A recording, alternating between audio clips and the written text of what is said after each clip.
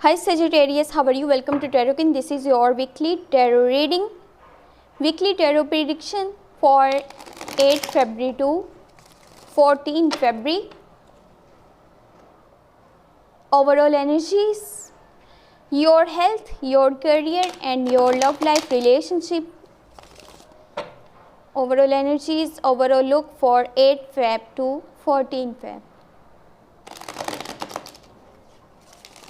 ये आपकी weekly tarot reading है, वीकली टैरो प्रिडिक्शंस हैं। 8 फरवरी से लेकर के 14 फरवरी आपकी लाइफ में क्या चेंजिंग आने वाली है और आपका करियर, उसमें आगे आपको कितनी सक्सेस मिलेगी, आपकी लव लाइफ, आपके पार्टनर आगे क्या स्टेप लेने वाले हैं रिलेशनशिप में और आपकी हेल्थ कैसी रहेगी। ओवरऑल लुक, ओवरऑल एनर्जीज 8 फरवरी से 14 फरवरी। लेट्स सी क्या चेंज आ रहा है। अगर कि आपको वीडियो पसंद आए तो चैनल को लाजमी सब्सक्राइब कर लीजिएगा एंड वीडियो को लाइक कर दीजिएगा। आज यहाँ पे वेदर लाहौर का बहुत ज़्यादा ख़राब है जिसकी वजह से हवा बहुत चल रही है। मे बी ये कार्ड भी आपको थोड़ा उड़ते हुए दिखेंगे तो उसके लिए सॉरी, माफ़ कर दीजिएगा। Okay, first you have 8 of pentacle, page of cups, page of swords, 5 of pentacle, 3 of pentacle, the justice and the devil. Okay, जैसे आपका ये वीक स्टार्ट हो रहा है आपकी लाइफ में एक पॉजिटिव चेंज आता हुआ नज़र आ रहा है, यानी कि आप खुद से अब चेंज लेकर के आएंगे। और वो कैसे लेकर के आएंगे? आप अपने वर्क प्लेस पे इम्प्रूवमेंट्स ला रहे हैं, आप जो है अपनी स्किल्स पर अब काम करते हुए दिख रहे हैं। उससे क्या होगा? चेंज आएगा, ऐसा चेंज जहाँ पे पहले जो है कहीं ना कहीं कमी रह गई थी जिसकी वजह से आप अपनी सक्सेस के इतना क्लोज होकर के थोड़ा सा पीछे थे। अब आप अपनी लाइफ में सक्सेसफुल होंगे, अब वो हर चीज़ हासिल करेंगे जो कि आप करना चाहते थे। और ये होगा कैसे?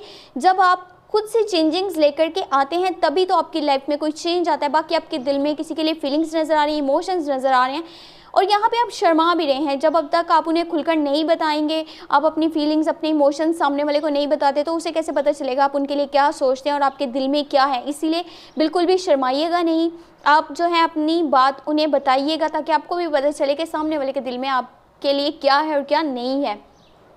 कुछ चीज़ें हैं यानी कि जैसे कि आपके टास्क का टाइम होता है, यानी कोई काम आप कर रहे होते हैं जो कि बहुत इंपॉर्टेंट होता है, लेकिन वो काम करते करते आपका ध्यान इधर उधर की चीज़ों में चला जाता है और आप ये सोचने लगते हैं कि आसपास के लोगों की क्या थिंकिंग है, वो इसको लेकर के क्या राय रखते हैं या फिर वो किस तरह से इस चीज़ को लेंगे। जो भी मैं टास्क कर रहा हूँ, जो भी मैं काम कर रही हूँ, जो भी गोल्स है मेरे, जो ड्रीम्स है जिन्हें मैं पूरा करने के लिए जिस ट्रैक पे चल रहा हूँ, तो ये देखें आपको ये सब सोचने की बिल्कुल ज़रूरत नहीं है। आप जस्ट अपने काम पे फोकस रहिए, उसी को वैल्यू कीजिए, उसी पे ध्यान दीजिए। लोग क्या आपके बारे में सोच रहे हैं आपको ये सोचने की बिल्कुल भी ज़रूरत नहीं है। जो है थोड़ा सा यहाँ पे कुछ लोगों से आपका कम्युनिकेशन गैप भी हो सकता है और इसी की वजह से अपनी कोई भी ऐसी जजमेंट पास मत कीजिएगा, कोई भी अपना ओपिनियन नहीं दीजिएगा जो कि सामने वाले को ये लगे आपने जानबूझकर उसका दिल दुखाया है।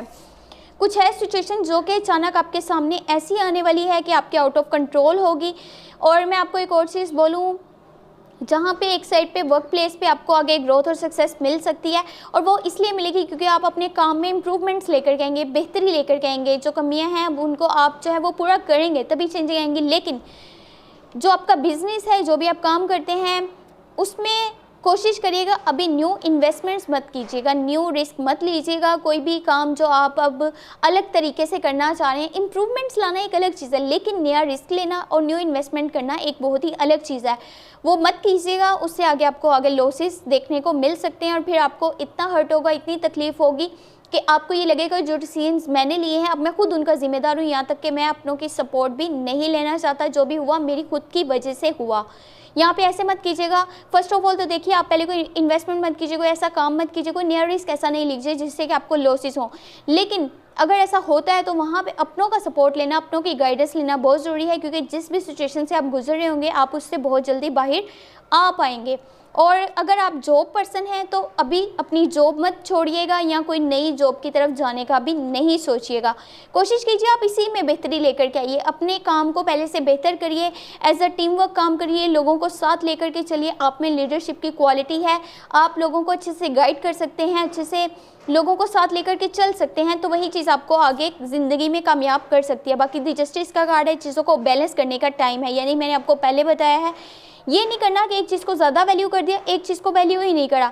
चाहे वो आपके ताल्लुकात हो यानी कि रिलेशनशिप्स हो, चाहे वो आपका करियर हो यानी वर्क प्लेस हो, हर चीज़ को बराबर लेकर के आपको चलना होगा।